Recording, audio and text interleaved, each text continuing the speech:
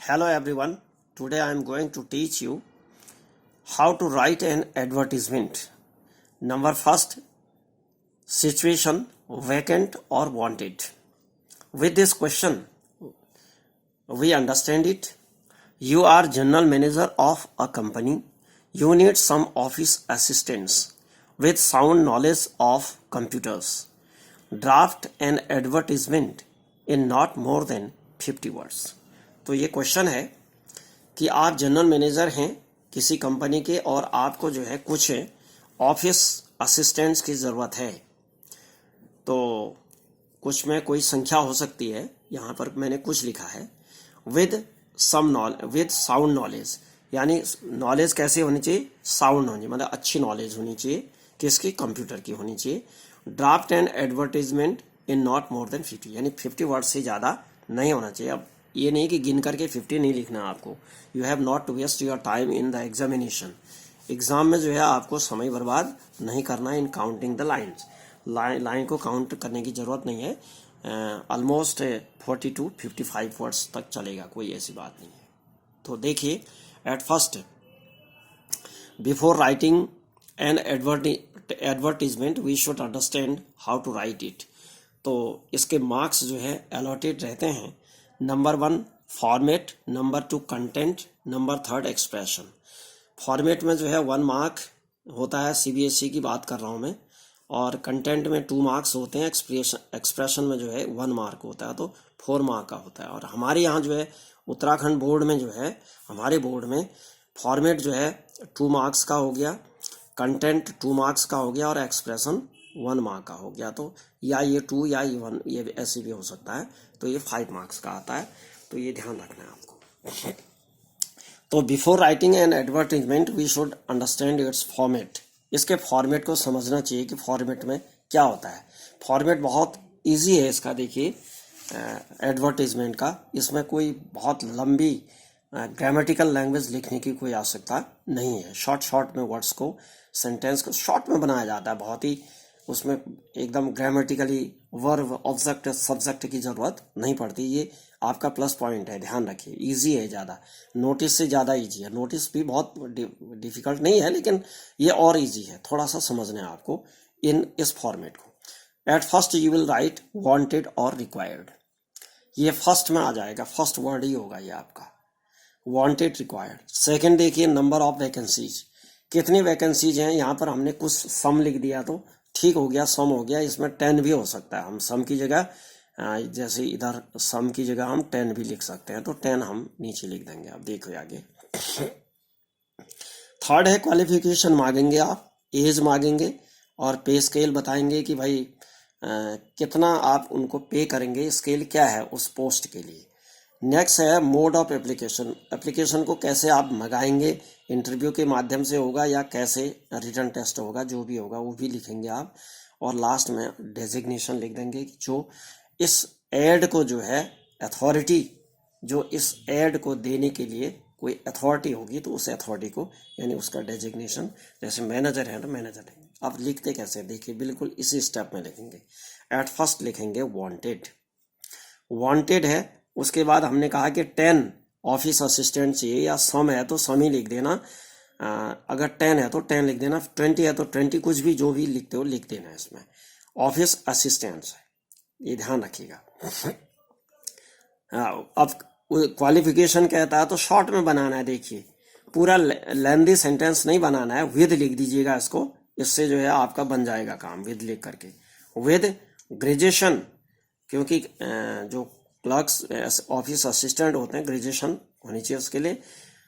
Experience, with experience लिख दिया मैंने, यहाँ ध्यान रखिएगा, विद एक्सपीरियंस। कंप्यूटर नॉलेज, इसमें हम साउंड कंप्यूटर नॉलेज भी लिख सकते हैं, साउंड कंप्यूटर नॉलेज। फिर इंग्लिश नॉलेज भी होनी चाहिए, इंग्लिश का भी ज्ञान होना चाहिए उसको इसमें। फिर उसके बाद थर्ड में लिख दीजिए, तो क्वालिफिकेशन में लिख दिया मैंने, बहुत ईजी में लिखना आपको। एज लिख दीजिएगा आप, 20 to 40 ईयर्स लिख दीजिए। इसमें दिया होगा, उसमें नहीं दिया होगा तो कुछ भी लिख दीजिए, ऐसा कुछ नहीं है, ये केवल फॉर्मेट है ही। अच्छा, पे स्केल लिख दीजिएगा, पे स्केल लिख दीजिएगा इतना पर मंथ लिख दीजिएगा, या जो और भी लिख सकते हैं अगर कोई स्केल है। जैसे सपोज मैं आपको ये बता दूं कि टीचर्स के लिए अगर बात करें तो 47,600 टू 15,100 होता है, तो ये एक लेक्चरर का स्केल होता है। तो ये स्केल हो गया पर मंथ। ठीक हो गया, ये पर मंथ की जरूरत नहीं पड़ेगी, ये स्केल लिख देंगे। पर मंथ तो ये है, इतना पाएगा वो, ये ध्यान रखिएगा।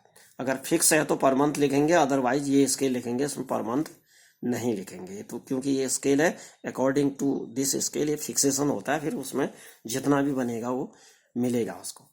और अब प्राइवेट कंपनी है तो उसमें एक टर्म और भी होता है, नेगोशिएबल भी लिख सकते हैं आप, नेगोशिएबल। ये नहीं लिखना चाहते हैं तो नेगोशिएबल, यानी आदमी की क्वालिटी को देख करके, उसको जॉब के नेचर को देख करके, आदमी की क्वालिटी दोनों को देख करके भाई इतना ही दिया जाए, तो ये भी हो सकता है। तो नेगोशिएबल उसके लिए होता है, ये ध्यान दें, नेगोशिएबल। आगे देखिए, अब इसको कैसे, मोड ऑफ एप्लीकेशन है तो कैसे, रिटर्न टेस्ट है नहीं है, तो सीधे सीधे इंटरव्यू में बुला रहे हैं तो लिख दीजिएगा walk in on 20 January, interview के लिए है। वॉक इन ऑन कब,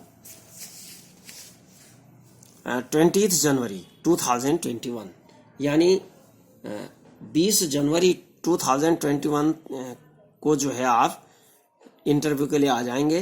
कब, फ्रॉम 10 to 5 PM, यानी 10 बजे से लेकर के 5 बजे तक, विद ऑल डॉक्यूमेंट्स, सारे अपने डॉक्यूमेंट्स। ठीक हो गया।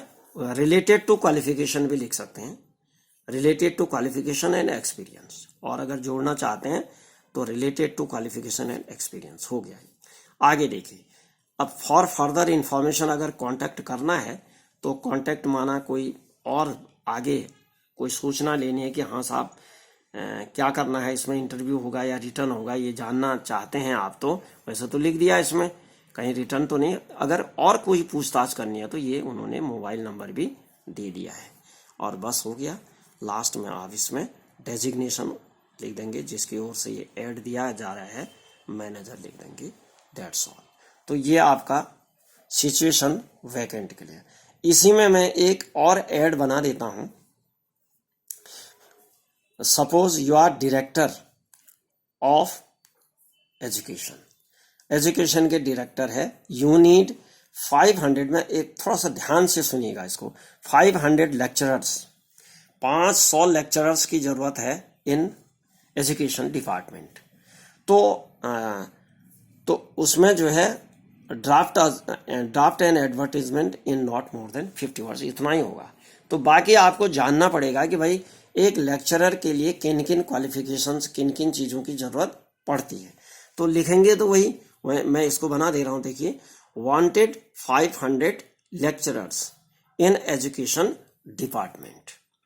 अब एजुकेशन डिपार्टमेंट में 500 लेक्चरर्स की ज़रूरत है, तो डिफरेंट सब्जेक्ट्स के होंगे, वो अलग अलग विषय के। तो वो विषय दिए होंगे केमिस्ट्री, फिजिक्स, बायो, मतलब डिफरेंट, हिस्ट्री, पॉलिटिकल साइंस, सारी चीज़ें दी होंगी। तो वो सब्जेक्ट वार जो है उनकी डिमांड भी रहती है, ऐसा भी होता है। तो एक कॉमन मैं आपको बता रहा हूँ, तो इसमें लिख देंगे लेक्चरर के लिए जो क्वालिफिकेशन होती है वो होती है पोस्ट ग्रेजुएट। ये याद रखिए, post graduate in relevant subject. यहाँ पर लिखेंगे पोस्ट ग्रेजुएट विद बीएड, ये ध्यान रखिएगा, post graduation with BEd degree in relevant subject, यानी रिलेवेंट सब्जेक्ट जो जरूरत है, जैसे बायो के लिए बायोलॉजी में, जूलॉजी या बॉटनी में एमएससी, मैथमेटिक्स के लिए मैथमेटिक्स में एमएससी, पॉलिटिकल साइंस के लिए पॉलिटिकल साइंस में एमए, ये ध्यान रखना है। और बीएड जरूरी है आजकल, तो लिखेंगे post graduation with BEd for relevant subject. ठीक हो गया, रिलेवेंट सब्जेक्ट के लिए ये हो गया। इसमें कंप्यूटर नॉलेज कोई बहुत ज़रूरी नहीं है, अगर लिखेंगे तो ठीक है, क्योंकि आजकल ऑनलाइन एजुकेशन होती है तो थोड़ा सा ज्ञान उनको होना चाहिए। अच्छा, एक्सपीरियंस इन ऑनलाइन एजुकेशन भी लिख सकते हैं आप। इंग्लिश नॉलेज की ज़रूरत नहीं है, क्योंकि सब्जेक्ट डिफरेंट होते हैं, तो किसी हिंदी वाला होता है, कोई इंग्लिश वाला होता है, वो रहने दीजिए आप। एज लिख देंगे आप। लेक्चरर के लिए जो होती है वो आपका 20 to 40 ईयर्स होता है, या 20 to 35 ईयर्स लिख दीजिएगा। पे स्केल मैंने लेक्चरर का ही यहाँ पर लिखा है 47,600 to 1,51,000 ये स्केल होता है। इसमें पर मंथ नहीं लिखेंगे आप, ध्यान रखिएगा, इसमें पर मंथ नहीं आएगा। नेगोशिएबल भी नहीं आएगा, ये ध्यान रखिए, क्योंकि गवर्नमेंट टीचर के लिए एक फिक्स पे स्केल होता है, उसके आधार पर जो है फिक्सेशन होता है, तो जो भी बनेगा वो मिलेगा उसको पर मंथ, वो रहने दीजिए, वो आपका काम नहीं है। नेक्स्ट लिख देंगे। अब इसमें इंटरव्यू नहीं होगा, रिटर्न टेस्ट होता है सबसे पहले। Return test will be held on, आपका लिख दीजिएगा मार्च 20 मार्च 2021 लिख दीजिए रिटर्न टेस्ट। अब क्या करेंगे, एप्लीकेशन। अब इसमें ये ध्यान रखना है आपको कि ये इंटरव्यू नहीं है इसका, अभी रिटर्न टेस्ट है, तो आपने एप्लीकेशन उनसे जो है लेना है, सबमिट करवानी है। तो क्या कहेंगे, application should reach up to, कोई लिख दीजिए, डेट लिख दीजिए आप, जनवरी 31 लिख दीजिएगा। Application with all documents, application with biodata भी लिखेंगे उसमें, biodata and all documents should reach up to 31 January 2020। बस इतना ही लिखना है उसमें। और बाकी फर्दर इंफॉर्मेशन के लिए कांटेक्ट करना है, तो फॉर फर्दर इंफॉर्मेशन कांटेक्ट, उसमें दिया होगा कांटेक्ट नंबर डायरेक्टर का या ऑफिस का दिया होगा, एक नंबर दिया होगा, नीचे लिख देंगे। इसमें मैनेजर नहीं लिखेंगे आप, इसमें डायरेक्टर आ जाएगा, ये ध्यान रखिएगा। तो ये दूसरे टाइप का एक एड बन गया।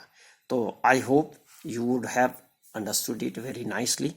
Thank you. Subscribe, like, share with your friends so that they could be benefited with it. Okay, thank you.